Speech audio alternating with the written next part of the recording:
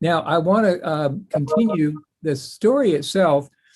In this next section, Zak Bates and his eco-adventure team shows up.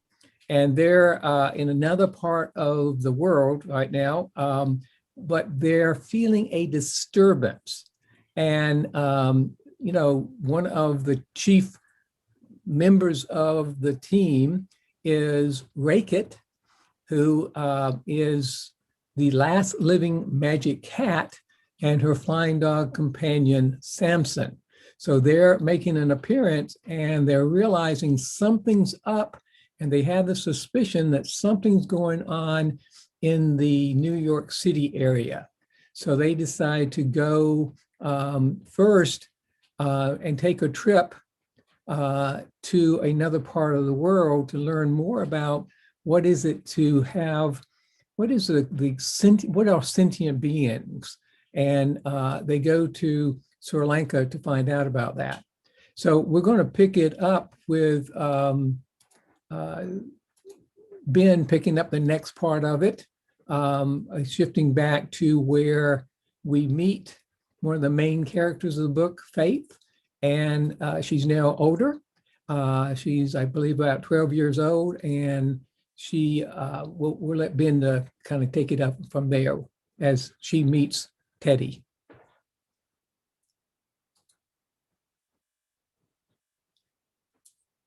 You're on mute. Looking for that button. There you go. Walking home late at night like this was beginning to feel like a bad idea to Faith Bandera, until she reminded herself of the lovely flute she wanted to buy that had her saving the bus or subway fare. Picturing the flute in her mind made her feel better. Still, she hadn't realized how dark and dingy this part of Harlem could feel at night. She has some habits similar to her mom, if you notice.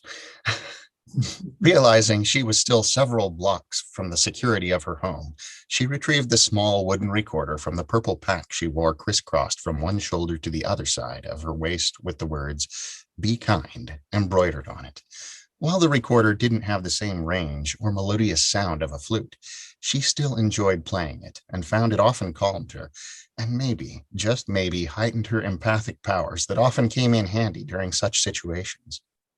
She started playing a tune that she'd made up for herself, and that her teacher said was one of the loveliest pieces of music she'd ever heard from one of her students. Almost immediately, Faith felt her nerves calm. She continued to play the tune over and over as she walked, while also remaining open to what the next section of the song might be. She paused her playing for a moment, but continued to walk as she thought about the melody. As she passed an alleyway, she heard the soft sound of something scratching against a hard surface, followed by another louder sound. Was that someone trapped down there? She wondered. She looked around for help, but only confirmed that she was all alone. Well, not completely alone. For something was making that noise. Should she go to investigate? The alley looked even darker and danker. Then she heard the noise again. This time it was unmistakable. Something was trying to dig itself out. Faith sighed deeply, remembering what her mom, Chitra, often told her about the importance of all sentient creatures and how they all needed help from time to time. She squared her shoulders and started walking slowly down the alley, her empathic powers on full alert. As her eyes adapted to the dark, she thought she could just make out the outline of a door, and as she approached it, she heard a new sound. The deep, low rumble of a growl coming from the other side of the door. It's an animal, and from the sound of a large and not very friendly one at that. Best you leave it alone, she thought, then heard her mother's voice again. We all need help from time to time. She sighed again and took another step closer and was again rewarded with a low and more ominous growl. She gazed down at the recorder she still held in her hand. Well, its music often made her feel better. Maybe it would work on whatever's behind that door. She resumed playing the same melody, and the growling stopped and was replaced with a soft whine, almost a cry. She suddenly had a flashback to the many times her mom had told her the story of how she'd been found in a dumpster. Knowing how important those first cries had been in her own life, she knew she had to investigate the source of these sounds further. She tiptoed closer to the door while continuing to play. She closed her eyes in an effort to get a better sense of what might be on the other side. Yes, she felt certain there was some living and breathing creature that was the source of the pathetic sound. Not a person, but large, her senses told her. Large and hungry, and oh, the sadness coming through threatened to break her heart. Faith placed the side of her head against the door and spoke softly to whatever was on the other side. "It's okay, I'm here. What do you need?" But all she heard was another soft, pleading moan, followed by a whimper. Well, at least it wasn't growling now. She tried opening the door, but was not surprised when it wouldn't open. Then, noticing a keyhole, she looked through it. She could just make out the shape of a large form of what could only be a dog. Of course, she thought. What else would it be in this neighborhood? Strange whines and moans, but no more barking. The music seems to have calmed it. Doesn't seem to be all that mean, just lonely and hungry. She looked through the keyhole again and thought she could just make out a large metal bowl turned on its side and empty. She paused to consider what she could do, then remembered her mom had placed a couple of snacks in her pack that morning, as she often did before she headed out to work. Faith rummaged through the bag until she found a pack of crackers and one of peanuts. Hardly a balanced diet for such a large dog, but better than nothing. That's it. But how to get them to him or her, she thought, then knew it had to be male. The energy she felt coming through the door was pure masculine. She stared at the door for another minute until she noticed the slit of light coming from underneath. She dropped down to her hands and knees to get a better look, surely enough room to slide a cracker at a time through it. She opened the pack, removed the first orange-colored cheese cracker and slid it underneath the door, and a second later heard the soft sound as the dog slurped it up, followed by another whine, but this one was much less pathetic, sounding more excited. "So you're a fan of cheese and crackers, huh?" Faith whispered softly to him as she slid a second and then a third cracker to him, both quickly eaten. She finished the pack and then moved on to the peanuts, which took a little more effort to be sure as they rolled over to the other side. Clearly, he was as big a fan of peanuts as he was of crackers. She finished feeding him the peanuts and then returned the wrapper to her backpack before looking through the keyhole again. The dog stood there with a wide grin on his long tongue sticking out from one side. Faith could tell from the look on his face and the energy she felt that he was much happier than before she'd arrived on the scene.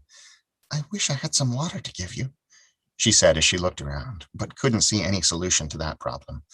"I have to go now, but I promise I'll return soon. In the meantime, stay safe and don't bite anyone." She was about to turn away and resume her walk when she heard a short bark come through the door and felt another pull on her heartstrings.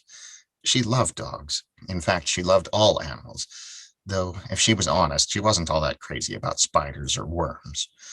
She would love to have had her own dog, but unfortunately where she and Chitra lived, pets were not permitted. She turned back to the door and tapped lightly on it.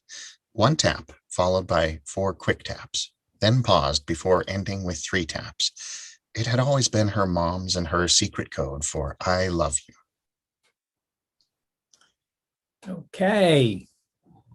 Thank you again.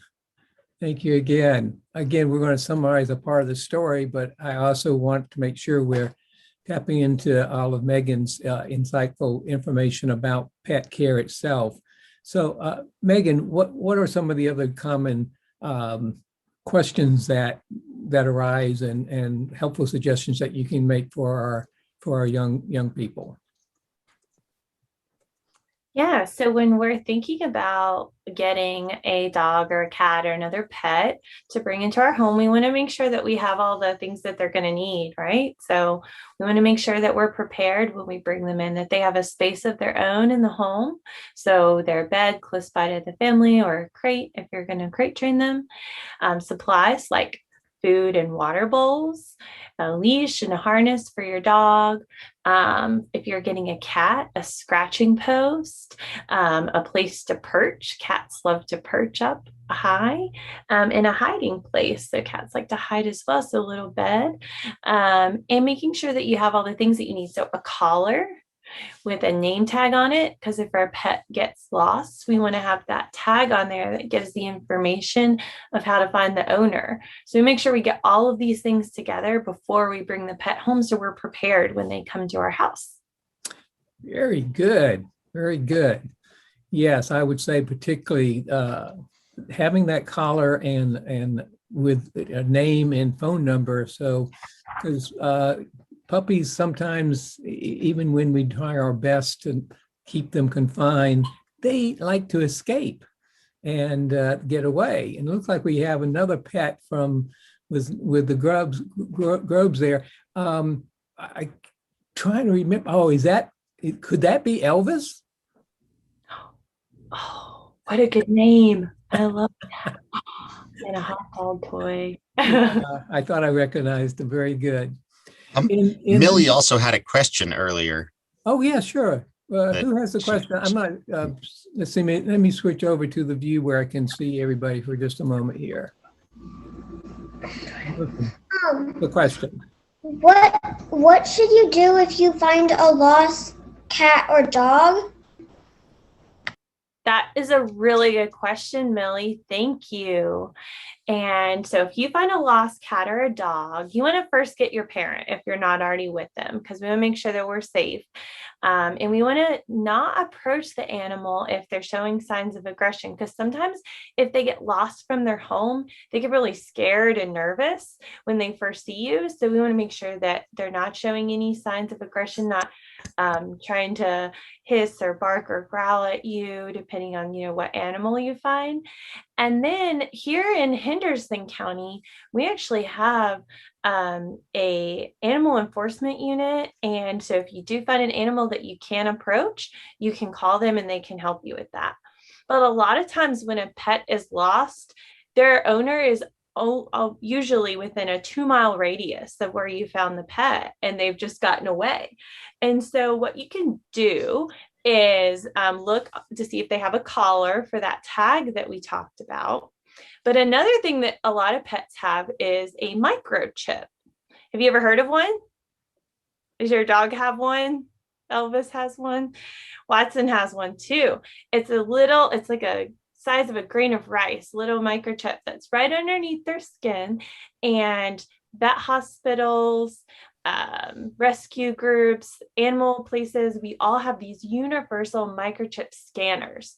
So we can run it over, it's like a little wand that we run over their back, and it has all your information stored on there. When we contact the company, they can tell us, this is the owner and here's their number, and you can reach out to them to let them know that you have their pet.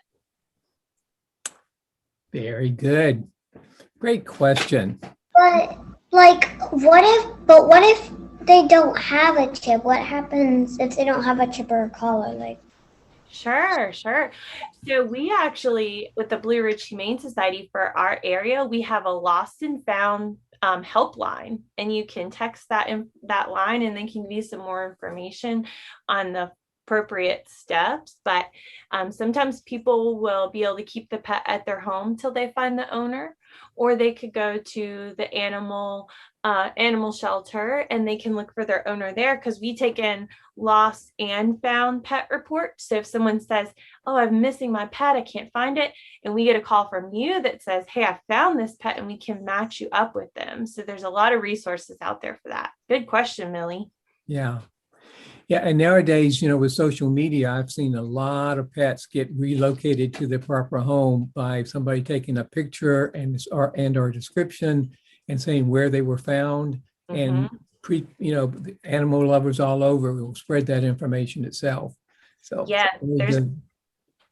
there's a lot of good online resources, and we have a Facebook page dedicated just to that. So there's a lot of really good resources that you can find out about through our Lost and Found line. Very great.